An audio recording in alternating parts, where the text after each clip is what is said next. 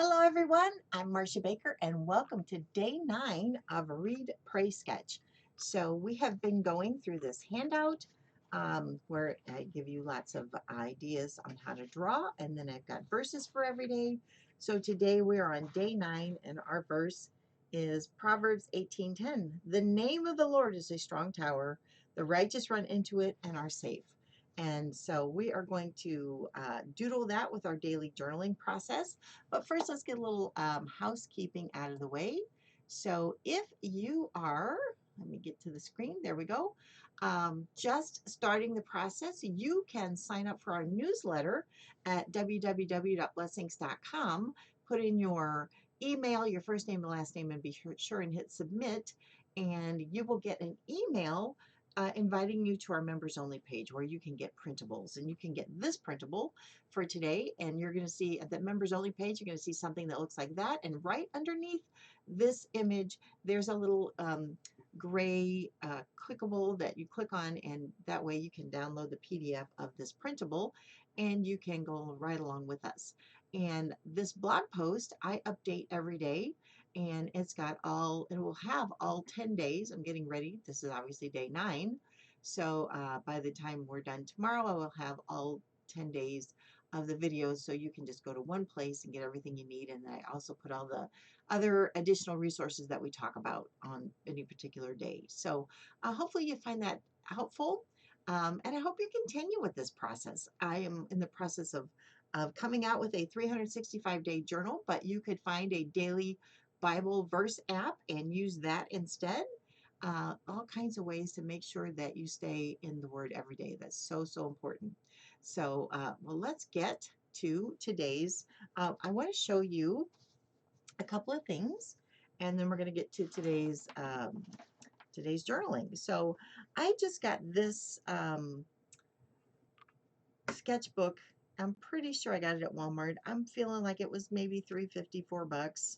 I think it was less than $5. 80 sheets mixed media. So, and I don't use it for painting. It's not really strong enough for painting, but this is um, my challenge. So I did the Inktober challenge, and so I challenged myself to come up with 30 different fonts. And so I just Googled hand lettering, and I guess maybe you'd like to see it this way. That might be better. So I just Googled hand lettering, and sometimes I had to extrapolate. Sometimes it's like, oh, I like that font, but I only saw one word. And so then I'd have to kind of figure out what the rest look like. But sometimes with Lemon Drop, that's a really popular font that's out there, and the way the M drops and those big R and those big loops on the P's are so fun. Jasminium is like more of a thin um, and tall font. So here's a nice big font. So this font, this hand lettering in Cologne, she's German. So this is all German. I have no idea what that says. But from that, I extrapolated doing the font from one of her posts.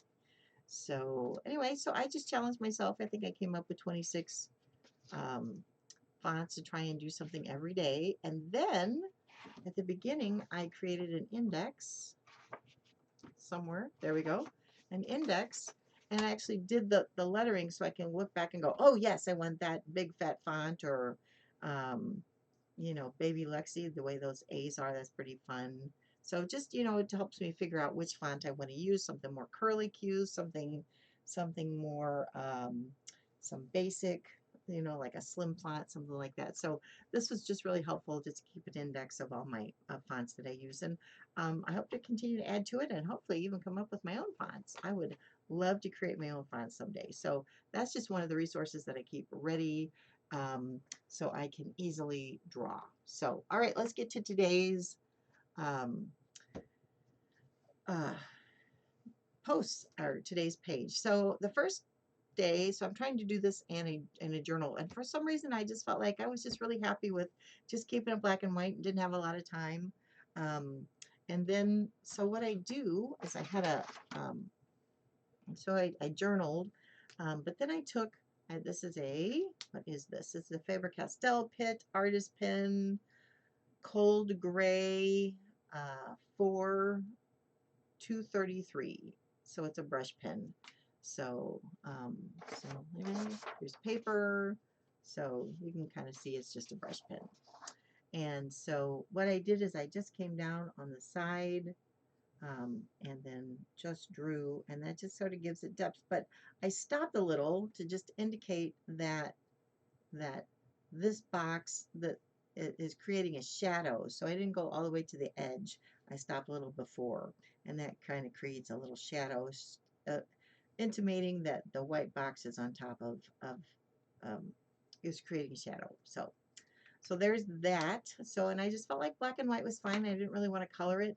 And I'll show you kind of how I just did just a few little bricks here and there. It didn't feel like, so it just gives you the impression that you know it's bricks, but you don't have to spend the whole time doing bricks, but you certainly can if you want. So, and then I got a little silly. I got a little punchy. It was kind of late. So I actually did tape on the date. So I think tape is always a fun way to frame things.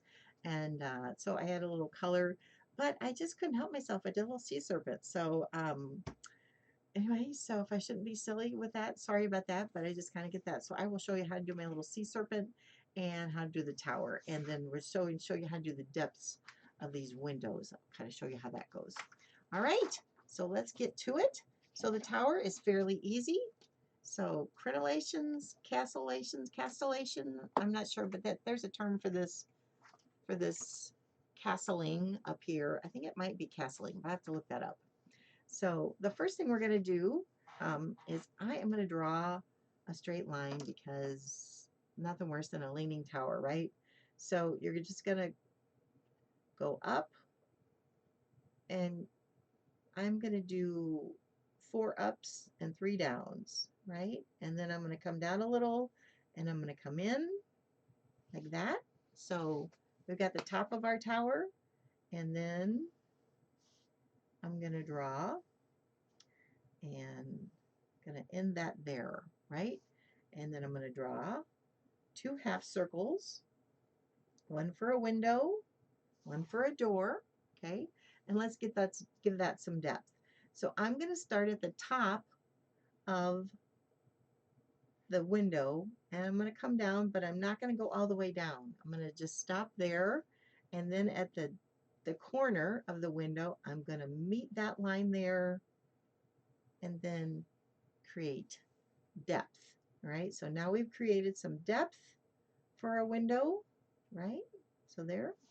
And I'm going to do the same here. I'm going to start at the top. I'm going to come about 3/4 of the way down. I'm going to stop at the corner. I'm going to draw a diagonal line. So that gives you the depth. And then I'm going to come straight across. And then again, you can color that in to create some depth there. All right.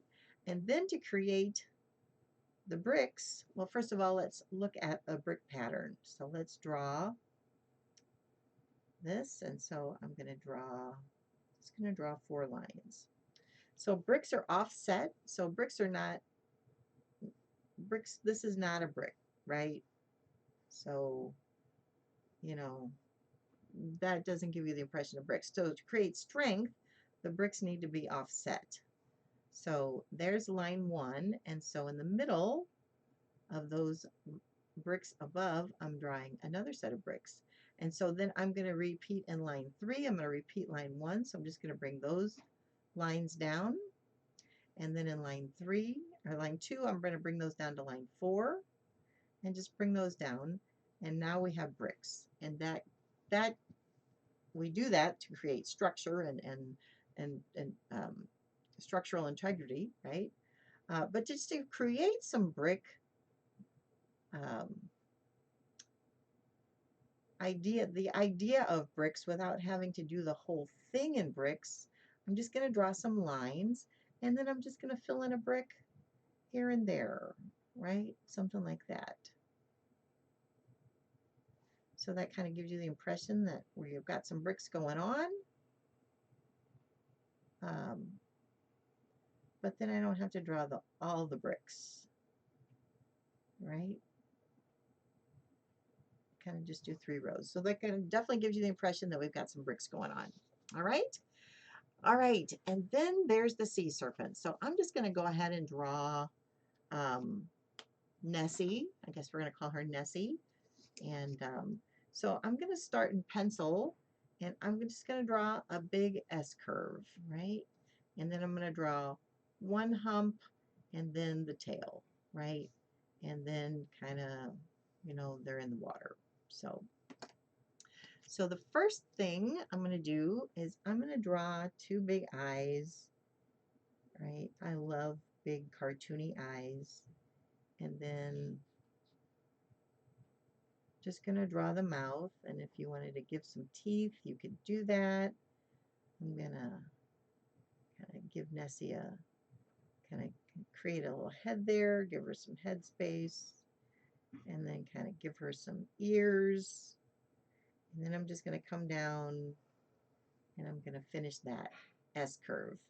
I'm going to come over here, but then I'm going to make it a little bit wider because I'm going to show her underbelly like that, and then kind of create that um, underbelly. Okay, you can see what I'm doing, so it's all good, right? All right, just finishing that up. And then I like my little sea serpents to have, I don't know, what are those called? I think there's a word for those, but I don't know what those are. Anyway, little spiky things on the back, and then if you wanted to, and for whatever reason, I like my little dragons to be purple and green. I don't know why, but I just think that's a great dragon combination. So there's that body, and then, so obviously, realistically, we don't have enough room because this will have to go way, theoretically, we're coming down and coming back up. But since we don't have a ton of room, we're just going to go with what we have. All right. And then I'm going to draw 3 lines. Okay. So I have drawing the little spiky things on the spine, and then the underbelly, drawing that. And then if you wanted to draw circles, you could draw that, right? And then make sure that the water is covering, and you can come along, right? And then the tail. I'm not going to draw the underbelly for the tail, so actually the spikes will go this side. We're just going to call it done. So that was an oops. All right, and so if you wanted to draw a sea serpent, you could definitely do that. So Nessie, as Renee said this morning, and Nessie is alive and well. So there we go. So stay tuned for tomorrow. We'll do day 10, and tomorrow I will also share with you what we're going to do in November. We're going to do a little gratitude book, just a little flip through gratitude book, a little journal to kind of work on when you have time. It's going to be a small project. Um, and that is going to allow me to get the new course done for Sketchnoting 101. So, because developing a new course takes a bit of time, and so I want to make sure I have time, and I feel like that's the best thing I could do is to get that course going for you. So I'm going to be writing that course, and it's going to be amazing. So stay tuned. We have lots coming up. So we're definitely going to do the gratitude book, and then we've got some fun things coming up in December as well. So stay tuned and reach out with questions. And I love your comments. Appreciate any of your comments, and following and subscribing. It's just always a huge thing. So love you guys, and love that you're here and supporting us, and just love the community and all your positive stuff. So see you tomorrow, and as we wrap up day 10 of Read, Pray, Sketch.